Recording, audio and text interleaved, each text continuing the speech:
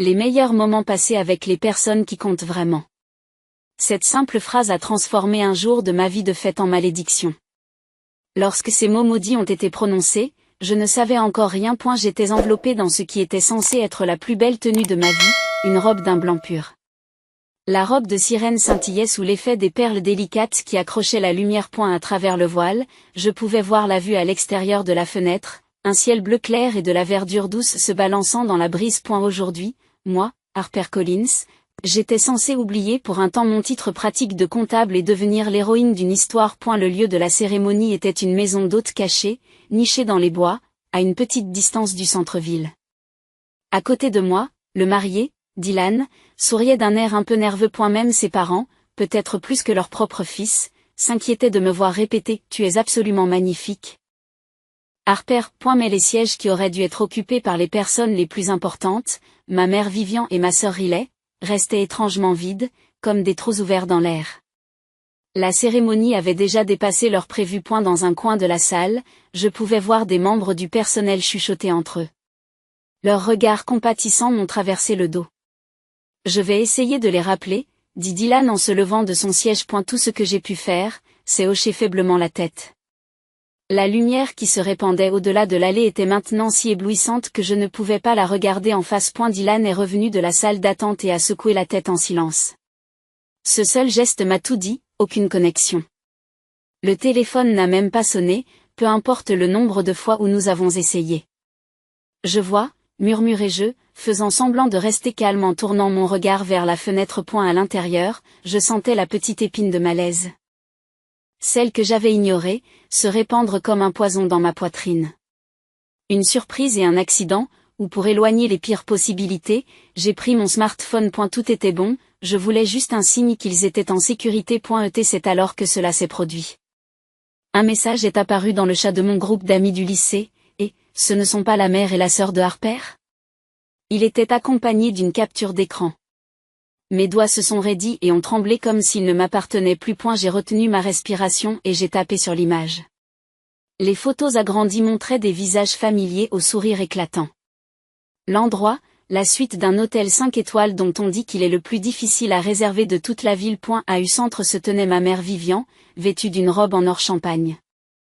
À côté d'elle, ma sœur Riley tenait un sac à main de marque, comme pour le montrer. Ma tante et mes cousins étaient également présents, et sous la photo, dans une police de caractère impitoyablement joyeuse, on pouvait lire les mêmes mots. Le meilleur moment passé avec les personnes qui comptent vraiment. Le temps s'est figé, un engourdissement s'est répandu dans ma tête et un bourdonnement aigu a envahi mes oreilles. Qu'est-ce que c'était? Le jour de mon mariage? La compréhension a pris le pas sur l'émotion, ne laissant que le fait brut gravé dans mon esprit. Personne sur cette photo ne se souciait de moi. Dans leur monde, je n'avais jamais existé. Le téléphone faillit glisser de ma main tremblante. Mon reflet sur l'écran était pâle, mes yeux n'étaient pas fixés. Je ne sais pas combien de temps je suis restée ainsi. Lorsque Dylan a regardé mon visage avec inquiétude et m'a serré l'épaule en disant « Harper, qu'est-ce qui ne va pas ?» Je suis enfin revenue à moi. Puis, d'une voix si calme qu'elle ne ressemblait même pas à la mienne, j'ai dit « Dylan, ma famille ne vient pas. » Je lui ai montré l'écran, le doigt tremblant. Alors qu'il regardait la photo et les mots, son expression est passée du choc à la colère. Ses parents ont également jeté un coup d'œil à l'écran et sont restés sans voix. Un silence pesant s'est installé dans la salle. L'un des membres du personnel a demandé avec hésitation « Que voulez-vous faire à propos de la cérémonie d'aujourd'hui ?» À ce moment-là, quelque chose en moi s'est brisé avec un craquement audible. Les larmes ne sont plus venues. Au lieu de cela, au plus profond de moi, une résolution froide et solide a commencé à se manifester. Je me suis lentement levée et j'ai enlevé mon voile de mes propres mains. Puis, suffisamment fort pour que tout le monde l'entende, j'ai déclaré clairement, la cérémonie va se dérouler. En regardant la famille de Dylan et nos invités étonnés, j'ai continué. Tous ceux qui sont venus ici aujourd'hui. Vous êtes mon peuple véritable et précieux. C'est pourquoi cette cérémonie est pour nous. Faisons en sorte qu'elle marque le début d'une nouvelle famille. Il n'y avait ni mensonge ni prétention dans mes paroles. Dans le vide de mon cœur, j'ai senti s'éveiller une force tranquille mais brûlante. La cérémonie qui a suivi est devenue l'un des plus beaux souvenirs de ma vie, suffisamment pour me faire oublier l'absence de ma famille. La famille de Dylan m'a traité comme sa propre fille et mes chers amis m'ont entouré de chaleur. C'était vraiment un mariage merveilleux. Après la cérémonie, j'ai pris mon smartphone et j'ai ouvert la liste des contacts où figuraient les noms de ma mère et de ma sœur. Aucune émotion n'est apparue. Tout comme j'ai mis les fichiers indésirables à la poubelle. J'ai effacé complètement les deux noms. Ce n'était pas une vengeance. C'était la libération de mon âme. La détermination qui avait pris racine en moi dans cette salle de mariage n'était pas une émotion passagère.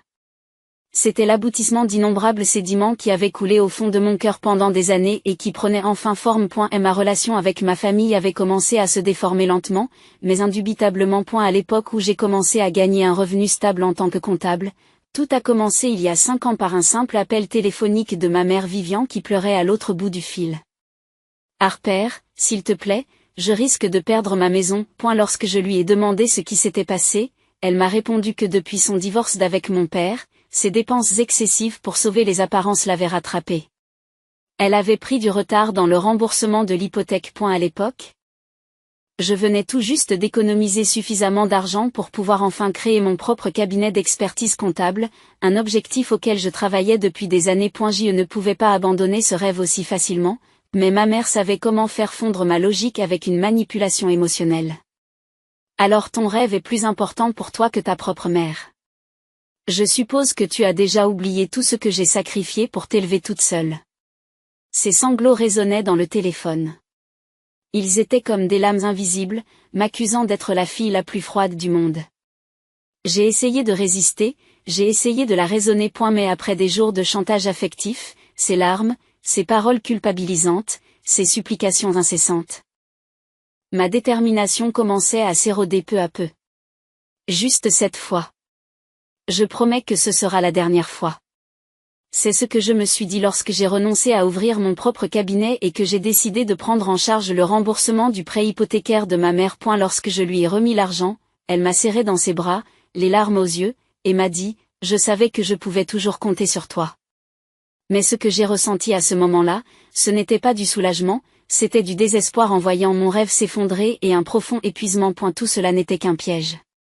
Le masque de Harper fiable n'était pas quelque chose que j'avais volontairement mis. C'était quelque chose qui m'avait été imposé après que je me sois battue et que j'ai résisté jusqu'à ce qu'il ne me reste plus aucune force. Et ma sœur cadette, Riley, de 5 ans ma cadette, m'a coincée d'une manière différente. Elle était une terroriste des émotions, prenant l'amour en otage. Payer ses frais d'inscription à l'université était encore tolérable. Le vrai problème est apparu après l'obtention du diplôme, lorsqu'elle a déclaré qu'elle voulait devenir une artiste indépendante de l'ongle et qu'elle a exigé une somme massive de fonds de démarrage. Réfléchissant au risque d'échec, je lui ai proposé une autre solution. Je pense que c'est un rêve merveilleux. C'est pourquoi vous devez commencer par élaborer un plan d'affaires solide. Soumettez-le à une banque et essayez de demander un prêt. Je vous aiderai en tant que conseiller professionnel. Il s'agissait d'un conseil sincère de la part d'une sœur qui voulait la voir devenir indépendante. Mais Riley a pris mes paroles comme une insulte à son rêve. Qu'est-ce que c'est censé vouloir dire? Tu veux dire que je vais échouer?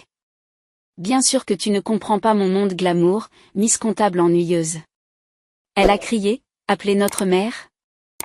Et tout est parti en vrille. Vivian a immédiatement pris le parti de Riley. Comment peux-tu être une sœur si bornée que tu ne puisses même pas croire aux rêves de ta propre sœur? Puis elle sort son arme ultime. Harper, ne me dis pas que tu as oublié. Depuis que ton père nous a abandonnés, je me suis épuisée à t'élever seule.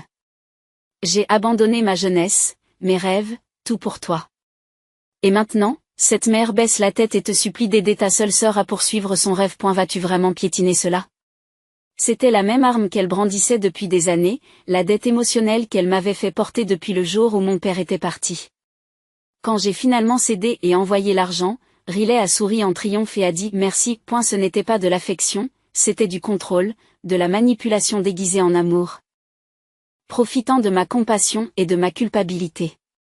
Mais son rêve n'a pas duré plus longtemps que ses humeurs. Elle annulait les rendez-vous de ses clients sans préavis et disait du mal de ses clients sur les médias sociaux quand elle en avait envie. Naturellement, son salon a fait faillite en l'espace d'un an. Les centaines de milliers d'euros que j'avais investis se sont volatilisés. Pourtant, elle n'a montré aucun remords. Elle a haussé les épaules et a dit, comme si elle venait de perdre l'argent de quelqu'un d'autre dans un pari informel, Eh bien, c'était une bonne expérience, je suppose. Mais cet échec a vraiment ébranlé ma confiance. Je ne peux même pas penser à lancer ma prochaine marque de mode avant d'avoir stabilisé ma vie. Presque au pied levé, ma mère est intervenue. Elle a raison. Harper. Tu ne peux pas laisser le feu du rêve de Riley s'éteindre ici. Tu devrais la soutenir mensuellement en contribuant au fonds de rêve pour qu'elle puisse passer à l'étape suivante. C'est ainsi qu'a commencé ce système humiliant, $300 quittant automatiquement mon compte chaque mois. L'exploitation financière n'était qu'un symptôme visible. La véritable maladie était plus profonde, le mépris profondément enraciné qu'ils nourrissaient à mon égard. Pour eux, je n'étais pas un membre à part entière de la famille. Je n'étais qu'une ressource ennuyeuse mais pratique pour soutenir leur style de vie étincelant. Ma valeur ne se mesurait pas à mon caractère ou à mes efforts, mais au solde de mon compte en banque. Lorsque j'ai réussi l'un des examens de certification les plus difficiles pour devenir comptable, ils ne se sont pas réjouis. Ils ne pouvaient même pas en comprendre la valeur. A eu lieu de louer mon travail acharné, ma mère l'a balayé du revers de la main en disant : mais surtout, n'y a-t-il pas quelqu'un de spécial dans ta vie ? C'est là que réside le vrai bonheur d'une femme ? Elle a balayé ma carrière d'un revers de main. Riley a été encore plus flagrant. C'est impressionnant. Alors, à combien s'élève l'augmentation ? Est-ce que ça veut dire que je peux m'attendre à quelque chose de bien pour mon anniversaire ? Pour elle, mes réalisations intellectuelles n'étaient rien d'autre que des outils pour satisfaire ses propres désirs matériels. Je n'oublierai jamais l'insulte que j'ai subie lorsque j'ai acheté mon premier petit appartement seul.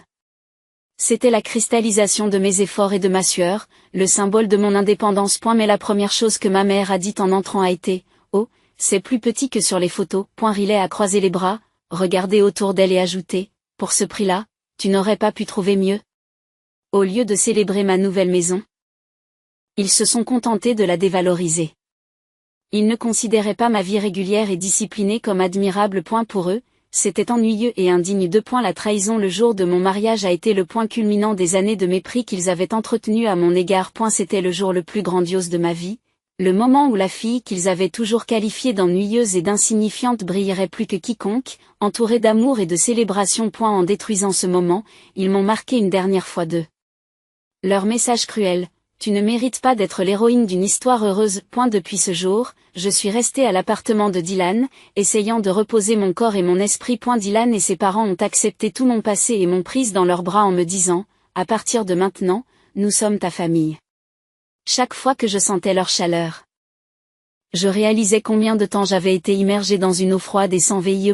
Ma mère et Riley ont cessé tout contact avec moi. C'était comme si elles l'avaient planifié ensemble, un silence parfait.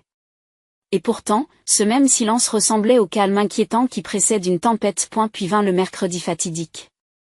Alors que je commençais à faire le tri dans mes pensées et à me préparer à une nouvelle vie, j'ai reçu un courriel. Sander était ma mère Vivian. L'objet du message était le suivant : nouvelles urgentes et merveilleuses. Un étrange malaise m'a envahi. S'agissait-il d'excuses ? Avec l'espoir le plus ténu, le plus fragile, j'ai ouvert le message. Je me suis retrouvée face à des mots si impudiques qu'ils défiaient l'entendement. Cher Harper, je suis ravie de t'annoncer que ta sœur Riley s'est fiancée à l'homme qu'elle fréquentait. Le mois prochain, nous organiserons une élégante fête de fiançailles dans un hôtel prestigieux, en présence de sa famille. Après avoir reçu les devis pour le lieu, la robe de Riley, le traiteur, etc., nous avons découvert qu'il nous manquait environ $2500. Il s'agit d'un investissement important pour l'avenir de Riley, par extension, pour l'avenir de notre famille dans son ensemble. Naturellement, en tant que parrain de la famille, je compte sur vous pour couvrir cette dépense. Je m'excuse pour ce court délai, mais je vous prie d'effectuer le transfert d'ici la fin de la semaine. Lorsque j'ai fini de lire, quelque chose s'est brisé en moi, de façon permanente et irrévocable. Il n'y avait plus de colère, plus de chagrin, seulement un vide infini qui se répandait en moi. Ils avaient gâché mon mariage, ne s'étaient jamais excusés, et maintenant, sans hésitation, ils venaient à nouveau mendier de l'argent. Ce simple fait a scellé ma décision finale. J'y ai fixé l'email comme s'il s'agissait d'un insecte rare, me dépouillant entièrement de mes émotions. Chaque mot rayonnait de leur logique égocentrique, pas même de la malice, juste de l'égoïsme pur et simple. J'ai alors compris qu'il était inutile d'essayer de communiquer avec eux dans un langage humain. Écrire une réponse furieuse, appeler et crier. Je refusais de gaspiller une once de plus de mon énergie de cette manière. Il n'y avait qu'une seule langue qu'ils pouvaient comprendre. Celui qu'ils aimaient le plus, celui qu'ils avaient toujours exigé de moi.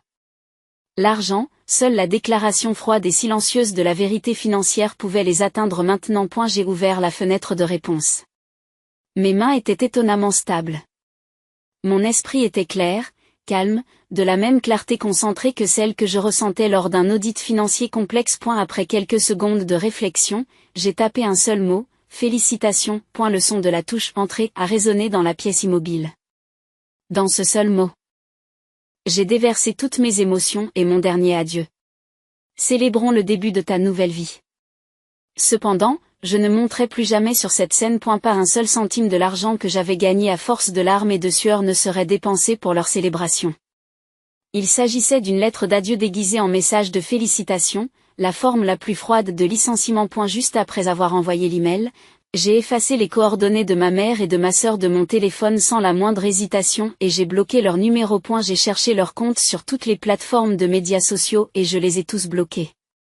J'ai effacé leur présence de mon monde numérique et de ma vie. C'est comme si j'avais enlevé sans anesthésie une tumeur qui rongeait mon corps depuis des années. Douloureux, certes, mais sacré, un rituel de renaissance. Pourtant, couper les liens numériques n'était pas suffisant pour assurer une véritable sécurité. Ils avaient toujours le double des clés de mon appartement. À tout moment, ils pouvaient ouvrir la porte sous l'excuse sacrée de « nous sommes de la famille » et envahir mon sanctuaire. Cette seule idée me donnait des frissons. Pour récupérer mon véritable sanctuaire, je devais reconstruire une barrière physique. Le jour même, je me suis rendu directement au bureau de gestion de la propriété et j'ai demandé officiellement le remplacement de la serrure. Le lendemain après-midi, un serrurier est arrivé. Une fois le travail terminé, il m'a remis 3 nouvelles clés scellées dans un sac en plastique transparent. Celles-ci désactiveront complètement les anciennes. Ces mots sonnent comme une déclaration d'indépendance. Solennel mais libérateur, je me suis incliné profondément et j'ai accepté les clés d'une main tremblante. Des retour dans mon appartement. J'insérai la nouvelle clé dans la porte et la tournai lentement. Un clic, un son métallique net. Ce n'était pas seulement le son d'une serrure qui s'enclenche, c'était le son de la fermeture d'un passé indésirable et de la sécurisation de mon avenir. Je n'aurais plus à craindre les visites hystériques de ma mère. Riley ne ferait plus irruption sans y être invité et ne fouillerait plus dans mes affaires. Cette simple porte était devenue la frontière absolue qui me protégerait. J'ai appuyé mon dos contre elle et j'ai lentement glissé jusqu'au sol. Puis, pour la première fois depuis le jour de mon mariage, j'ai pleuré à haute voix. Ce n'était pas des larmes de chagrin, mais des larmes de joie, la joie d'avoir enfin récupéré une vie qui ne m'appartenait plus depuis bien trop longtemps. Une fois mes larmes séchées, j'ai ouvert mon ordinateur portable pour effectuer une dernière tâche. Le mur physique était désormais sécurisé. Mais la chaîne la plus épaisse et la plus invisible nous liait encore, la chaîne de l'argent. La chaîne que j'avais maintenue en vie pendant des années, en m'endormant avec des doses de devoir et de culpabilité, en envoyant fidèlement de l'argent tous les mois. Je me suis connecté au site internet de ma banque principale et j'ai ouvert la page des virements automatiques. Ils étaient là, froidement affichés à l'écran. À ma mère, Bu, montant du prêt $1 500 par mois. À la sœur, Bu, fonds de soutien au rêve, montant $300 par mois. Soit un total de $1,800, 21 600 par an. L'importance de ce montant m'a donné le vertige. Avec cet argent, j'aurais pu agrandir mon bureau. J'aurais pu faire ce long voyage abandonné en Italie, non pas une fois, mais plusieurs fois. J'aurais pu meubler une plus belle maison pour ma nouvelle vie avec Dylan. J'avais sacrifié mes possibilités d'avenir de mes propres mains, liées par les fantômes du passé. Pendant un bref instant. Un battement de cœur seulement, une pensée m'a traversé l'esprit. Si j'arrêtais ces transferts, comment ma mère et ma sœur pourraient-elles survivre? Mais cette faible trace de culpabilité a été instantanément effacée par le souvenir de ma solitude dans la salle des mariages, noyée dans le désespoir.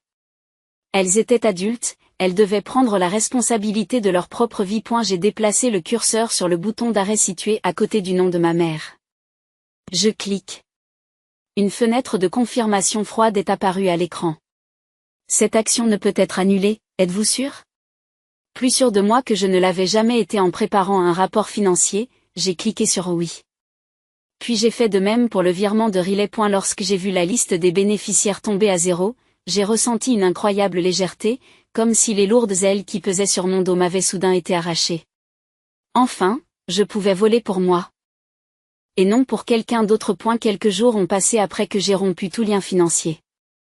Par un samedi matin tranquille, Dylan et moi prenions un petit déjeuner tardif lorsque le son brutal de la sonnerie de l'interphone a retenti dans l'appartement. J'ai regardé le moniteur, et comme je m'y attendais, ma mère, Vivian, était là. Elle avait le visage tordu par la fureur, et Riley était à côté d'elle, les bras croisés en signe d'irritation. À en juger par leurs expressions, ils avaient réalisé que leur clé ne fonctionnait plus. J'ai jeté un coup d'œil à Dylan et j'ai murmuré « c'est bon » avant de reporter mon attention sur le moniteur. Je n'ai pas touché le bouton de réponse, j'ai simplement regardé en silence. Frustrée par l'absence de réponse, ma mère s'est mise à appuyer sur le bouton d'appel encore et encore, comme une femme possédée. Sa persistance ne m'effrayait plus. Elle me faisait presque pitié. Ils ont fini par disparaître de l'écran. Mais le silence n'a pas duré longtemps. Quelques instants plus tard, la porte d'entrée trembla violemment sous une avalanche de coups, faisant trembler les murs. « Je sais que tu es là, qu'est-ce que ça veut dire ? Allez, Sœurette, tu es sérieuse ? Tu ne peux pas arrêter d'envoyer de l'argent comme ça. » Les cris qui me parvenaient par la porte ne ressemblaient plus à une dispute familiale. C'était l'affrontement hideux d'un créancier et d'un débiteur, une incarnation parfaite du dicton « quand l'argent s'arrête, le lien s'arrête aussi ». Je bus une gorgée de mon café fraîchement préparé et m'enfonçai profondément dans le canapé. Dylan s'est assis à côté de moi, son bras enveloppant doucement mes épaules. Cette chaleur me rendit plus calme. L'ancienne moi aurait paniqué devant les apparences, se précipitant pour ouvrir la porte dans l'embarras. Mais plus maintenant. C'était mon château. Et les gens qui frappaient à ma porte n'étaient plus de la famille. C'étaient des envahisseurs. Des menaces à ma paix. J'ai simplement attendu en silence, à l'abri des murs de ma forteresse, jusqu'à ce que les envahisseurs s'épuisent et battent en retraite après avoir manifesté leur désespoir honteux. Lorsqu'ils se rendirent compte que leur tactique primitive, frapper aux portes et proférer des insultes, ne fonctionnait plus contre moi, un nouveau son se fit entendre. Des sirènes. De plus en plus fortes. Ils avaient finalement joué leur dernière carte, la plus stupide, en appelant la police. Je le savais, ai-je murmuré doucement. J'ai attrapé le dossier transparent que j'avais soigneusement préparé pour ce moment précis. Il s'agissait de documents indéniables, de preuves inébranlables de cette farce absurde et tragique. Et la sonnette de la porte a bientôt retenti. Par le Judas, j'ai vu 2 officiers en uniforme se tenir à l'extérieur, l'air légèrement inquiet. Derrière eux, ma mère, Vivian, jouait le rôle d'une héroïne tragique, pleurant à chaudes larmes, ma fille. Elle a volé tous nos souvenirs et nos biens essentiels, et maintenant elle s'est enfermée à l'intérieur. Pour ne pas être en reste, Riley s'est jointe à elle avec une précision dramatique. Ma sœur est mentalement instable. Elle nous menace. S'il vous plaît, vous devez nous protéger, a-t-elle crié, sa voix tremblante imitant parfaitement la peur. J'ai pris une respiration lente et régulière et j'ai discrètement ouvert la porte. Bonjour, je m'appelle Harper Collins. Je m'appelle Harper Collins, dis-je calmement. Les agents ont semblé légèrement décontenancés par mon sang-froid. Je vous en prie, entrez. Je me ferai un plaisir de tout vous expliquer. Je les ai conduits dans le salon et j'ai étalé le contenu du dossier clair sur la table, des photos des sièges vides lors de ma cérémonie de mariage, des captures d'écran de leur publication sur les médias sociaux, avec des horodatages clairs correspondant à l'événement, et des relevés bancaires imprimés documentant 5 années de transferts substantiels vers eux deux. Je comprends que le rapport que vous avez reçu mentionne des vols et des menaces, ai-je dit d'un ton ferme. Mais ce sont des faits objectifs. Pendant que je parlais, je pouvais voir les visages de ma mère et de ma sœur se vider de leur couleur dans le coin de la pièce. Le plus âgé des 2 officiers a examiné les documents avec attention, son expression devenant grave au fur et à mesure qu'il feuilletait chaque page. Pendant ce temps, le plus jeune se tourne vers ma mère et ma sœur pour leur poser des questions de routine. Qu'est-ce que ces souvenirs que vous prétendez avoir été volés ? Ma mère hésite, ses lèvres tremblent. Et quel genre de menace a-t-elle proféré ? Il insiste. Riley bafouille, incapable de formuler une réponse cohérente. Leur mensonge était mis à nu. S'effilochant rapidement sous la lumière de la vérité. L'officier le plus âgé leva finalement les yeux de ses documents et prit la parole d'un ton grave. Madame, ce que vous nous avez dit est très différent des preuves présentées ici. Il me jette un bref coup d'œil, puis se retourne vers ma mère et ma sœur, d'une voix ferme et autoritaire. Il ne s'agit pas d'une affaire de vol. Au contraire, il semble qu'il s'agisse d'une dépendance financière et émotionnelle de longue date à l'égard de votre fille. Elle a légalement le droit de changer ses serrures et de cesser de vous soutenir financièrement. Et si vous continuez à faire de fausses déclarations ou à troubler sa tranquillité, nous n'aurons d'autre choix que de prendre les mesures juridiques qui s'imposent. Ces mots avaient le poids d'un verdict, absolu et définitif. Ma mère s'est effondrée chaque semaine en murmurant « Ce n'est pas possible », Riley est resté figé, le visage rougi. Incapable de relever la tête.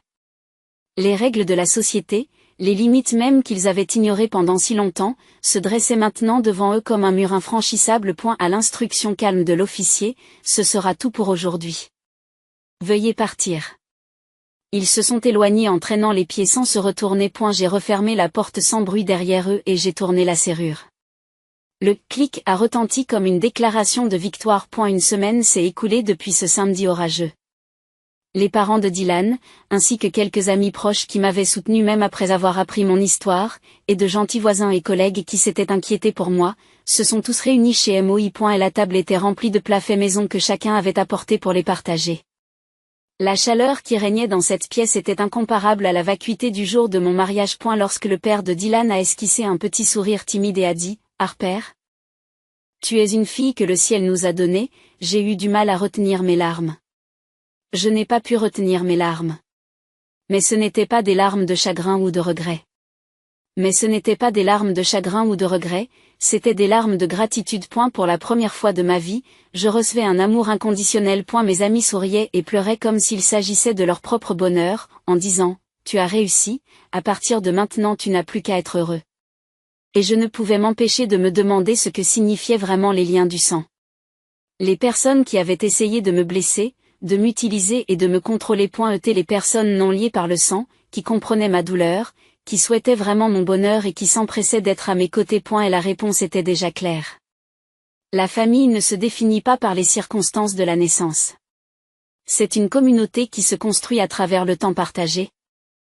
Le respect mutuel et l'effort de nourrir l'amour. Les sourires chaleureux qui m'entourent maintenant, c'est la vraie forme de famille, celle qui mérite d'être protégée de tout mon cœur. Quelques mois plus tard, un parent à l'air un peu inquiet m'a raconté ce qu'il était advenu de mon ancienne famille. Les fiançailles de Riley avaient été rompues. Et la cause en était, sans surprise, ce tumulte insensé, le jour où ma mère et ma sœur avaient appelé la police à mon appartement. La famille de son fiancé était issue d'une vieille famille, qui accordait plus d'importance à la réputation et à la bienséance qu'à la richesse elle-même. La nouvelle de ce scandale était parvenue à leurs oreilles. Une famille qui fait irruption dans la maison d'une sœur pour une question d'argent et qui implique la police avec de fausses accusations. Une telle conduite est intolérable. Le père de son fiancé lui aurait dit calmement mais fermement, indépendamment de votre propre caractère. L'incident impliquant votre famille est quelque chose que nous ne pouvons pas ignorer. Devenir parent avec de telles personnes entacherait l'honneur de notre famille. Les fiançailles ont été immédiatement annulées. Le rêve de Riley de se marier dans la richesse s'est brisé sous le poids de la disgrâce de sa propre famille. On la disait hystérique, accusant ma mère et moi d'être à l'origine de sa chute. Quant à ma mère Vivian, elle avait pris du retard dans ses paiements hypothécaires et avait perdu la maison qui symbolisait autrefois sa fierté et sa vanité. Sans la colle de l'argent, la famille s'était effondrée en un tas de décombres, chacun accusant l'autre d'être responsable de la ruine. Lorsque j'ai entendu tout cela, je ne me suis pas sentie triomphante. Seul un sentiment de pitié tranquille emplissait mon cœur. Aujourd'hui, Dylan et moi sommes assis ensemble sur le balcon de notre nouvel appartement, baignés par la douce lumière de l'après-midi. Je travaille toujours comme comptable, mais j'ai trouvé de nouveaux objectifs. L'un d'eux est de réaliser enfin le rêve que j'avais abandonné, celui de voyager en Italie. L'autre est de commencer à partager mon histoire par le biais d'un blog et des médias sociaux, afin de toucher d'autres personnes qui, comme moi, ont souffert aux mains de leur famille. Mon passé n'est pas dénué de sens. C'est parce que j'ai traversé ce tunnel sombre que je connais aujourd'hui le véritable éclat de la lumière. Mon bonheur ne sera plus jamais dicté par quelqu'un d'autre. Désormais, je construirai ma vie pour moi et pour moi seul.